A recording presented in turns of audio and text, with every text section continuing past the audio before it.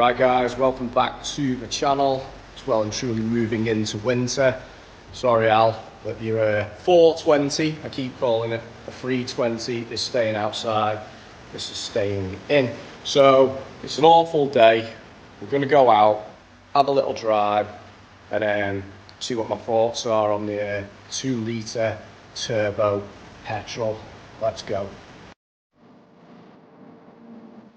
Right guys, so we are now inside the f32 320 420. Thank you, Al. I'll still write that on the title. It's just because I'm not used to 3 series. Oh, and you've got a creaky wiper blade too. Fantastic. So as you can see inside, it's a bit better spec'd up than mine. I'd actually noticed it's missing the leather gaiter there. That's quite interesting. It's always been like that. Yeah. Interesting. But we've got a pro nav. We've got different clocks, even the air climb. Dual climate is a bit more advanced looking than mine. Mine's orange and old school. This looks a bit more modern and digital.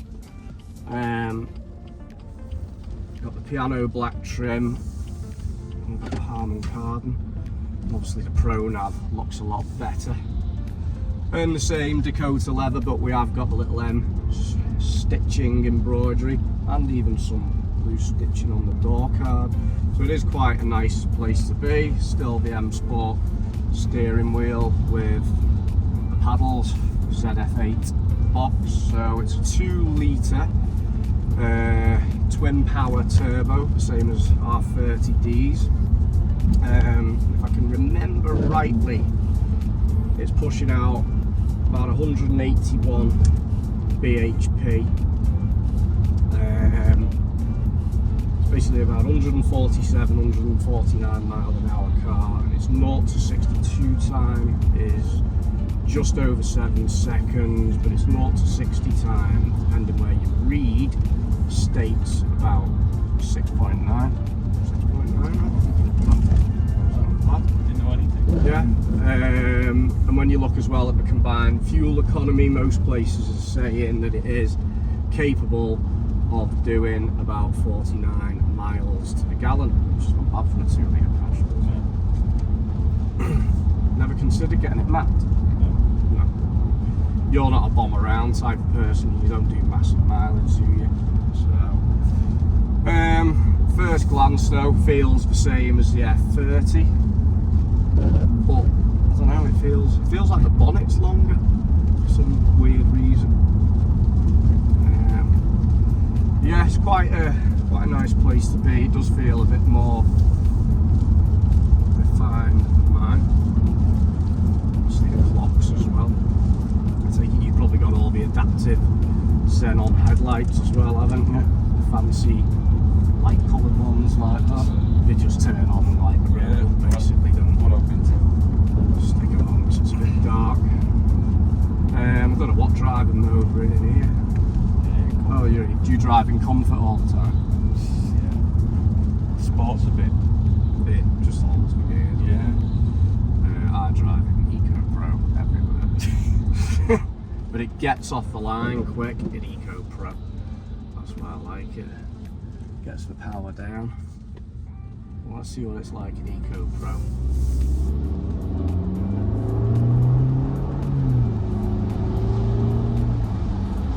Actually doesn't sound too bad for it. I'll tell you now, the 30D had smoked that in Eco Pro. It's weird because it felt like it was going and then it didn't.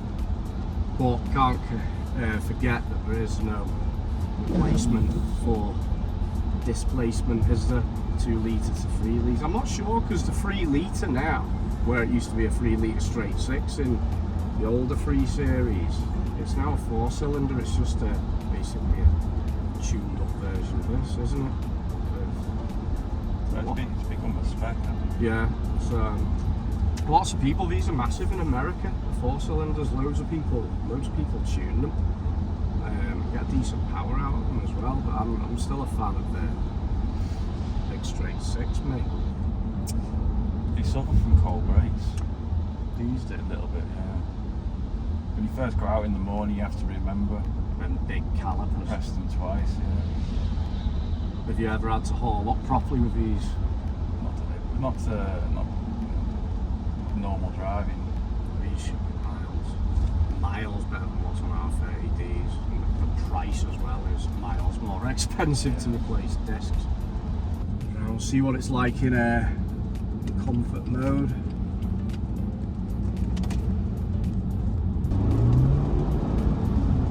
You've never driven your car like that, have you? No.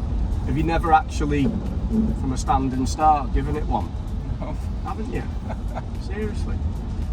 I don't like how it sounds as it gets to the top. It does kind of hold the revs, doesn't it? Yeah, it sounds like it's in pain. But I feel a bit guilty now. It just holds the gear. In sport, yeah. So.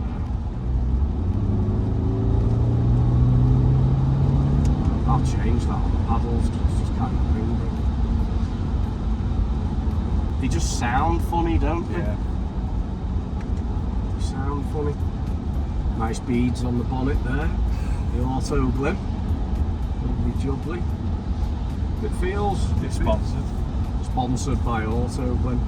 A few people in the comments all disappointed at you for a year. No comment. Did you have any reason that you went for it? Because you came from a 1 Series, didn't you? What was it?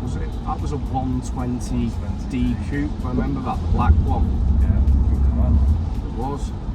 Is there any reason you didn't go for another 1 Series? Did you just fancy the spec on this? Because it is a good spec, like. Yeah, it's probably the lowest mileage in How do the we network. 13,000 miles, 4 years old. So this is you now, 17,500, and it's what, on a 68 plate? 68. How old is money then, because you're only 2 around town? You don't mind me asking, what did you pay for this again, do you know? I think it was 24. 24. In the window at least. Yeah. I mean, you can get a 440 at the same price. Insurance is around about the same. Yeah? Tax is probably triple. But I don't know, it's low mileage. That's why I went for mine. Like, I paid just over 13 for mine. It came with 50 on the clock. I couldn't afford anything in the range of 68 plate for a 30 or a 35D. Prices were ridiculous. You have to make that compromise, don't you? But you still got a nice car out of it. Did you rate the Harman Kardon? Or have you never drove around in one like mine to rate it against? Yeah, but I don't know. No idea. Awful. The standard stereo is awful. Compare it to the last car. I think the last car had something in it. My memory's terrible. I can't remember what even. What are you saying? The 1 Series sounded better? The 1 Series was alright for a standard. Yeah. Say again, that Lexus, I had the IS220D. It had something like 13 speakers in it. Yeah. It was just like, the stereo was amazing. Then I got straight into the F Series. The stereo was just absolutely pants. Awful. Just, take it yours is probably like Tom's as well. You can have the telly on, can't you? Never. That's news to me. Never look. You can watch TV on it, and obviously it cuts out when you're driving. Yeah. But he's coded it so, you know, if he's on a long journey, someone else can actually watch the TV. That's yeah. I was about to say you expose him. No, well, As long as the passenger. there's a passenger. Yeah. I want to watch TV in the car anyway. Like, I don't want to watch TV. Stop. nope, rubbish. So, what's your plans when you finish paying this? Are you going to stick with it, or do you reckon you'll move on to a newer BM or venture to Mercedes? Sure. Or I mean, part of the reason for getting this was I didn't really know what was. You know, I half expected all the cars to become electric instantly. it's all up the gear, doesn't it? Yeah. Well, I know what you mean now about when you accelerate. You're like, I'm sorry, Yeah. I'll back off. Sorry about that. I don't know whether that's coming through the speakers though. Has this got active sound? I don't know. Like, it pulls off all right, but that sounds kind of like I don't want to push you any further. It's interesting. So 31.1 miles per gallon. It's saying we're now doing 94 miles per 60, 48, 36. Yeah, that's not accurate. Funny that when you're revving it. Like I've had 4-cylinder BMs before, obviously not turbocharged, but it just sounds a bit weird. At 17,000 miles, is this even running yet? That's the thing, isn't it? Yeah. I don't know. You've probably not booted, you said. I've not personally, no, but I think what was it doing for 4 years for the 13,000 miles that it did? Probably not been used. Yeah. Would you swap for an electric BMW variant? The only thing I'm opposed to is the price. I think entry level pricing. I was looking at M340Ds, the shape after ours, G20.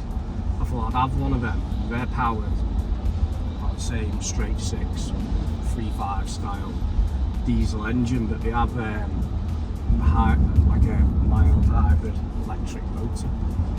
But the prices of them, 60 grand second hand. It's like, what? So that kind of went out the window. It's smooth enough. It drives like a BM. But the bottom line is I don't honestly think I'd swap a 6-cylinder for a 4. No. Depends what you want it. I'm doing 300 miles a week. I like it's lazy, and for the miles per gallon as well, I've just got it, managed to get it back up to 50 miles per gallon, which is pretty good for a 3 litre. Like. Something about launch control that I just don't like, planting my foot to the floor and then flooring it. Mine hasn't got it. The gearbox is capable of doing it. It needs to be coded in. Would it be in 2013? This probably will have it. It'll all come up on the screen here. But when I did it, I just ended up doing a massive burnout. I was just like, right, I'm not doing that again. I am not doing that again. You're not about the performance really, are you? You're just like a bit of refinement and a bit of luxury and comfort really, don't you? Yeah, I'm boring these days. To be fair, mate, I'm boring myself now. I like the way my car looks, but I don't like driving it like an idiot. I'm always in the slow lane doing 55, 60, just with the tunes on. Just letting the rat race get on with it. I don't like being a part of it. The thing is, because I like old stuff more now. You still got the fastest old stuff is now slower than the slowest new stuff. Yeah. That's the speed that I just prefer to go at. What's your Merc? You've got. Is that a W124? W124 250D. It's a 5-cylinder, non-turbo, isn't it? 5-cylinder, yeah, natural. Yeah, natural. Manual. Yeah, manual. Is that just outside? It's just sat there outside. It needs restoration. Is it rusted away? Not completed, so it needs an arch, and I've got a couple of wings. What I need is a unit workshop. Yeah, do it in. Well, I mean, that's an example of a car that just can't go fast enough to wear out. 60 and 20 odd seconds. It did sound alright for it. And you had, remember Al used to pick me up in a G-Wagon. Yeah, the G-Wagon as well, but proper farmer version. Proper original one, like. 10 to the gallon, that did. That was a funny car, that. Probably worth some money that now as well, isn't it? It went to Poland. Did it? Yeah, to become a race car. Yeah? Yeah. Probably got some supercharged V8 It will have some Chevy engine in it. Love it, don't they, over there? Yeah, and I forgot, I didn't mention, but these have got the seatbelt feeds as well, haven't they? Which is butlers, aren't they? Is that what they're called? Or is that a Bentley thing? The butler. Seatbelt butler. There you go, sir. Yeah, Thank you, Jeeves. It's a nice car, like. I'd have to get the 6-banger in it, mate.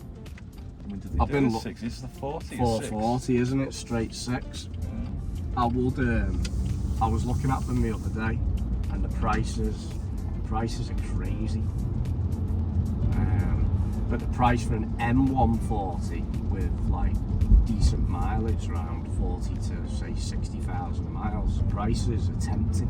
Yeah. But then it's like, would I want to go from a 3 Series that looks, you know, it looks the part, it's big, it's got a big boot, to a smaller 1 Series? I don't know. I had one behind me the other day, and they do sound great, but to look at, you don't really. I don't know. I guess they're a wolf in sheep's. Ideally, I wanted to pay mine off. It must be a Beamer thing. Factory standard. Factory noise. I looked at f32 40s, which obviously the 6-cylinder twin turbo petrol, and the prices of them 18 grand. 64 plate with 70,000 miles, and I think Christ. So I don't know. I don't really want to sell mine. I do like it. That's just ticked on for 80,000 miles this week. At the moment, I had a Mondeo that had 250,000 miles on, but I think the Mondeo's still going. I don't know if the BM will actually still be going at 200,000 miles. The old timing chain issues. Well, that comes from not changing the oil, doesn't it? I'm sure BMW recommends it 18 to 20,000, something like that. The marketing department recommends 20. I don't know if a diesel that's ever go between 20 between.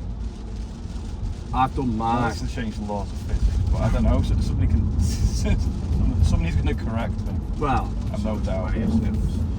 That's what your social media is about. But mine was on a long life oil plan when I bought it, and I'm sure it was doing about 15 to 18,000 between oil services when I bought it. Just change the oil, I won't need it doing for another 15 to 18,000, and then you start reading up on them and stuff. I've done it between every 6 and 8 now. Yeah. The last 2 services. What I did with the 1 Series, because I read about them first, people having the chains going on the motorway. Yeah, just letting go. And they had this, the chain was, again, I'm second guessing myself now, because I'm thinking, have I dreamt this up? Chains on the bulkhead engine and the engine, because BMW said, well, it's never going to need to be changed ever. Yeah, that's like the Audis. So I just thought, well, I'll keep on top of it every few thousand. That big old Merc actually in the book required every 6,000. So I just did every 6 to 10. That's what I was used to doing. Never had a problem with it, ever.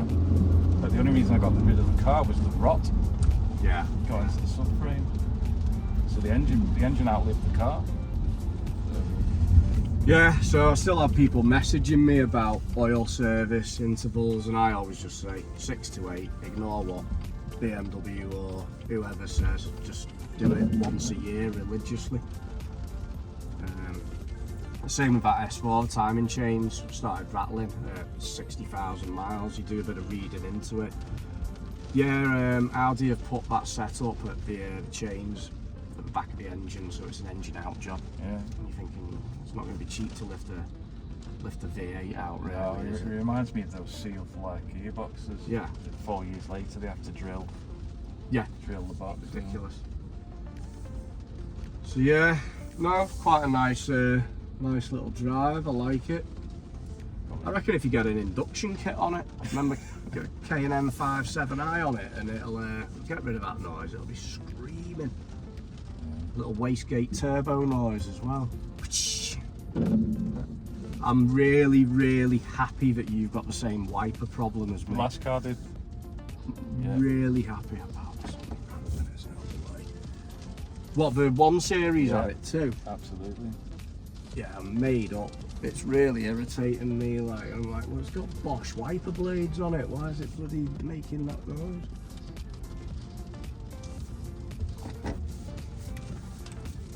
You put in your 6-point turn. Yeah, I'll put it on the ramp and it's easier for you to get out. I meant in your video. Yeah, we're talking out. 6.2 turns fine. Raw footage this, Al. It's just, we tell it how it is. There's nothing fancy about us, there never has been. Where's the ramp here? There's the ramp. It's not the easiest to reverse, to be fair. Funny shape. I find it though, if you reverse in and deal with it now, reversing out, if someone parks there, you're bingoed. Parking sensors are on, aren't they? Yeah, this is what I mean now about this. It's wider than mine at the back, so you kind of... It's just a weird... It's weird. It's like you're looking out the mirrors and it's fat. Yeah. It doesn't go where you want it to go either. It's a feature. Right guys, well there we go. Massive thanks to Al for letting us have a little go. Did you enjoy it, Al? Yeah, nice one. So that's a little drive in the 420, not 320. And we are 11 subscribers off 1,000 subs. So if you haven't already subscribed, please spread a bit of love and help us hit that target by the 22nd of this month. We'll be having Al's car back on the channel because basically it's another BM. Al's a friend, he's local, so we can share his journey, any issues, any problems, what are his thoughts on the car, stuff like that. No plans for mods, Al? No, definitely not. He likes some standard, but in all honesty, as a standard car, the format is absolutely fantastic. Got the full M Performance brake package. The 19s, diamond cut, full M Sport bumpers, interior, the lot. It is a lovely car. Personally, I'm not a hater, but I'm a firm lover of the 6-cylinder, so if I was buying a 4 Series, it'd have to be the 440. Nothing against the 2 litres, but it'd have to be a big 6 for me. So there'll be more coming up from this car. We'll probably do a full rundown spec review at some point. Keep in touch with Al, maintenance valets, get Tom down, get him to have a little poke around the car, gauge his opinion. And yeah, it's just a shame the weather wasn't a bit better. Winter is here, as Jon Snow said. Right guys, remember, like and subscribe, and I'll catch you in the next one.